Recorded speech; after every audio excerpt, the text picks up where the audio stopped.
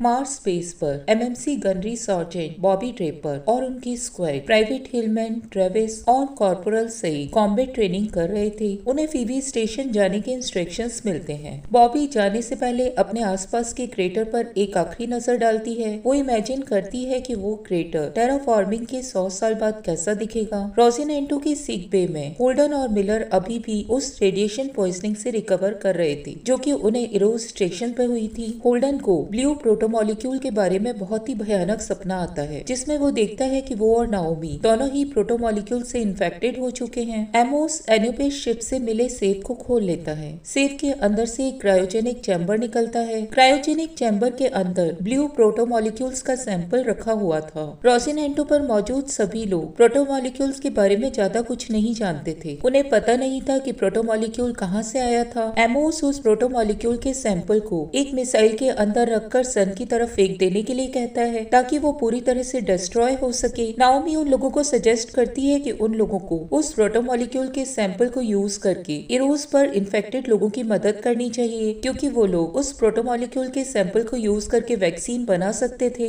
Alex रोसिनेंटो पर आए हुए इरोज के लोगों का प्रोटोमोलिक्यूल इन्फेक्शन टेस्ट करता है। एक बेल्टर हैगर्ड एलेक्स के इस टेस्ट का विरोध करने लग जाता है। उसका मानना था कि ये टेस्ट भी मार्शियंस की एक चाल हो सकती थी। बाकी बचे हुए इरोज के रेसिडेंट के समझाने पर हैगर्ड टेस्ट करवाने के लिए तैयार हो जाता है। इरोज की सभी रेसिडेंट्स का प्रोटोमोलिक्यूल टेस्ट नेगेटिव निकलता है। मिलर रोसिनेंटे पर सेमाटिम्बा की बॉडी को देखकर डिस्टर्ब हो जाता है। वो सिक बे में लौट कर आ जाता है। सिक बे के अंदर होल्डन और मिलर दोनों ही इरोज स्टेशन के बारे में आ रही न्यूज की ब्रॉडकास्ट को सुनते हैं। मिलर और होल्डन दोनों ही जानते थे कि इरोज एक छोटा स्टेशन था और उसमें रहने वाले लोगों की अर्थ और मार्स की नजर में कोई भी वैल्यू नहीं थी। इसलिए साइंटिस्ट ने इरोज स्टेशन को प्रोटोमोलिक्यूल के एक्सपेरिमेंट के लिए चूज किया था। होल्डन इरोज स्टेशन में रहने वालों के लिए जस्टिस की उम्मीद करता है जबकि मिलर उन लोगों के लिए बदला लेना चाहता था। अगले सीन में अर्थ को दिखाया जाता है। एवा सराला टेलीविजन पर अपना इंटरव्यू देती है। उस इंटरव्यू में एवा सराला मार्स की शिप डोनेगर के ऊपर अटैक करने का पूरा ब्लेम फ्रेड जॉनसन के ऊपर डाल देती है। क्रिश्चियन एवा सराला टेलीविजन इंटरव्यू के बाद एक ट्रांसपोर्ट वेसल में बैठने जा रही थी। तभी उसके पास एक फोन कॉल आ जाता है। एवा सराला उस कॉल को अटेंड करती है। तभी ट्रांसपोर्ट वेसल एक्सप्लोड हो जाता है। एवा सराला को सिक्योरिटी स्टाफ बचा लेता है। रोसिनेंटे के ऊपर होल्डन, नाओमी और उनके सभी साथी प्रोटोमोलिक्यूल्स के बारे में बनाए गए ड्रेसडेन के वीडियो नोट्स को देखते हैं। ड्रेसडेन ने रिसर्च में बताया था कि प्रोटोमोलिक्यूल्स हर बॉडी के ऊपर अलग अलग बिहेव करता है। ड्रेसडेन को प्रोटोमोलिक्यूल्स को समझने के लिए उसे बहुत सारे लोगों पर एक्सपेरिमेंट करने की जरूरत थी। उन्हें ये भी पता चलता है कि ड्रेसडेन ने प्रोटोमोलिक्यूल पर एक्सपेरिमेंट करना फीबी स्टेशन पर शुरू किया था और जिसके बारे में लोपास ने होल्डन को बताया था। ड्रेसडेन की थ्योरी से ये भी पता चलता है कि पहले फीबी स्टेशन सोलर सिस्टम से कनेक्टेड नहीं था। ड्रेसडेन को डाउट था कि किसी ने फीबी स्टेशन को प्रोटोमोलिक्यूल्स के साथ उनके सोलर सिस्टम में भेज दिया था। होल्डन को लगता है कि वो प्रोटोमोलिक्यूल धरती के बाहर के जीवन का पहला एग्जाम्पल था। मिलर तभी वहाँ आ जाता है। वो बहुत ज्यादा गुस्से में था। वो वहाँ मौजूद सभी लोगों से कहता है कि रोसिनेंटे एक वेपन शिप है और उन्हें बदला लेने के लिए उस शिप पर हमला कर देना चाहिए जो कि उन्हें इरोज से निकलते वक्त दिखाई दिया था। मिलर इस वक्त ड्रेसडेन की शिप के बारे में बात कर रहा था। होल्डन चाहता था कि वो सभी पहले टाइको स्टेशन पर जाएं और फ्रेड जॉनसन को इस पूरे इवेंट के बारे में बताकर उसकी मदद लें। वो सभी लोग प्रोटोमोलिक्यूल के सैंपल को रोसिनेंटे के ऊपर नहीं रहने देना चाहते थे।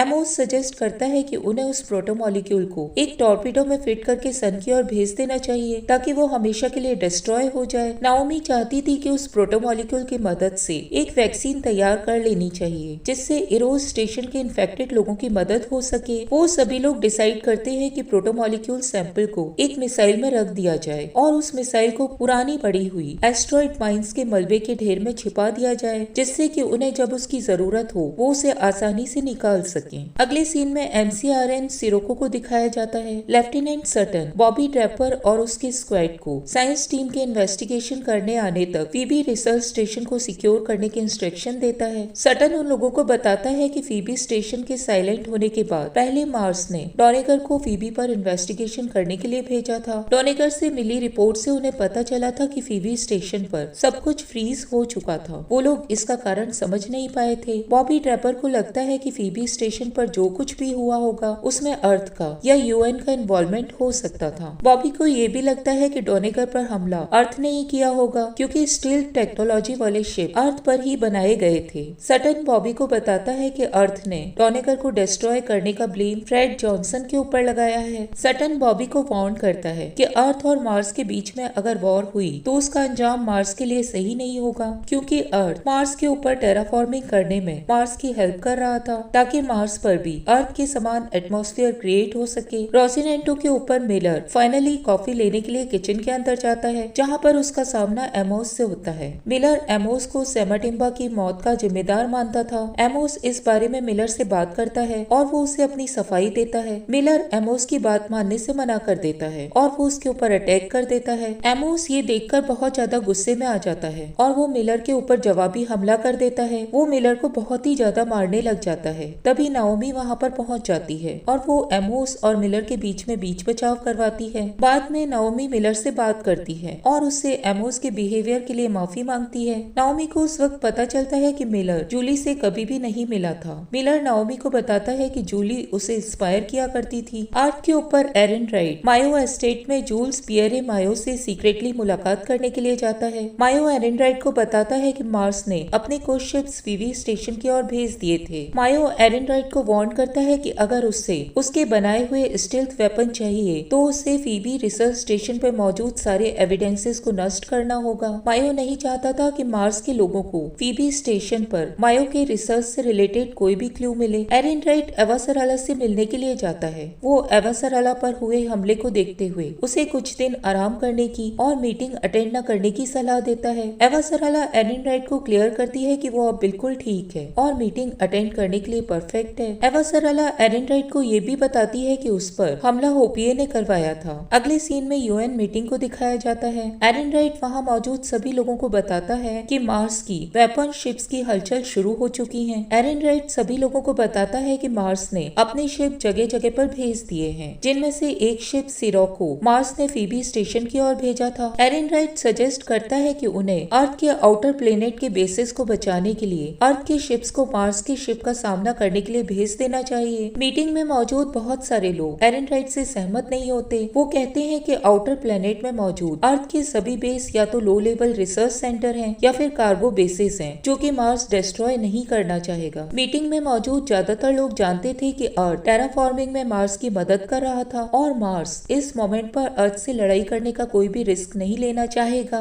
एरन राइट फिर भी जोर देता है कि उन्हें एटलीस्ट अर्थ के शिप्स को मार्स के शिप की ओर रवाना कर देना चाहिए। एवासराला भी उस वक्त मीटिंग में मौजूद थी। उससे भी उसकी राय पूछी जाती है। एवासराला एरन राइट के फैसले को सपोर्ट करती है। इधर लेफ्टिनेंट सटन को पता चलता है कि अर्थ ने अपना एक शिप नाथान हिल फीबी स्टेशन की ओर रवाना कर दिया है। अर्थ को फीबी स्टेशन में दिलचस्पी लेते हुए देखकर सटन को आश्चर्य होता है। उसे अब यकीन हो जाता है कि जरूर फीबी स्टेशन पर कुछ ऐसा मौजूद है जो कि अर्थ किसी के सामने नहीं लाने देना चाहता है। वो बॉबी को स्क्वाड के साथ फीबी पर उतरने के लिए तैयार रहने के इंस्ट्रक्शन दे देता है। इधर अर्थ पर एवासराला को लगता है कि एरन राइट उसे यूज करने लगा है। एवासराला अपने बेटे के एक पुराने दोस्त कोटियार को अपनी सिक्योरिटी डिटेल चेक करने के लिए कहती है और उसे यूएन के अंदर अपने स्पाई के रूप में अपॉइंट कर देती है। रोसिनेंटे के बाहर नाओमी और होल्डन दोनों ही एक रॉकेट को प्रोटोमॉलिक्यूल को ले जाने के लिए प्रिपेयर कर देते हैं। वो दोनों ही उस वक्त एक दूसरे के काफी नजदीक आ जाते हैं और इरोस पर उन लोगों ने जो कुछ भी देखा था उसके बारे में आपस में बात करते हैं। एलेक्स रॉकेट को लॉन्च कर देता है और उस रॉकेट को वो एस्ट्रॉइड माइंस के अंदर छिपा देता है। होल्डन और नाओमी रोसिनेंटे के अंदर लौट कर आ जाते हैं। वो दोनों एक दूसरे की स्पेस सूट उतारने में मदद करते हैं। होल्डन और नाओमी एक दूसरे के काफी करीब आ जाते हैं और वो एक दूसरे के साथ इंटीमेट हो जाते हैं। इधर Scirocco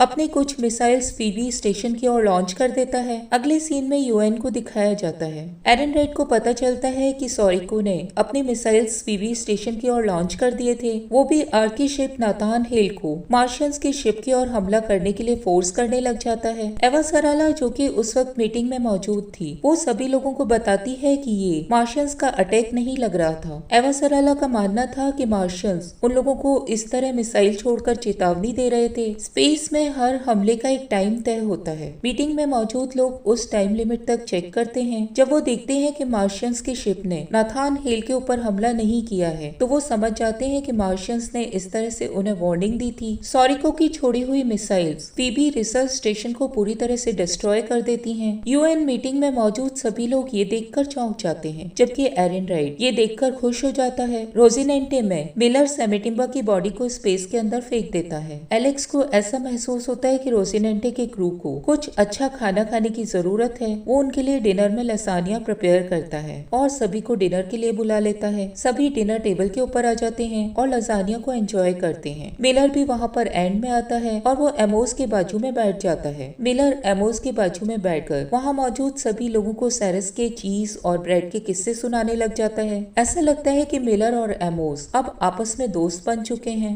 MCRN shipper Sutton Bobbie Draper को समझाता है कि वो लोग नाथान हेल के ऊपर हमला नहीं कर पाए क्योंकि नाथान हेल में उनके शिप के कंपैरिजन में बहुत ज्यादा वेपन्स मौजूद थे। बॉबी ट्रैपर को ये सोचकर हैरानी होती है कि अर्थ के साथ मार्स की एक युद्ध से बचने की ये सोच गलत हो सकती थी। बॉबी अर्थ से बहुत ही ज्यादा नफरत करती थी और वो अर्थ से वॉर के लिए पूरी तरह से तैयार थी।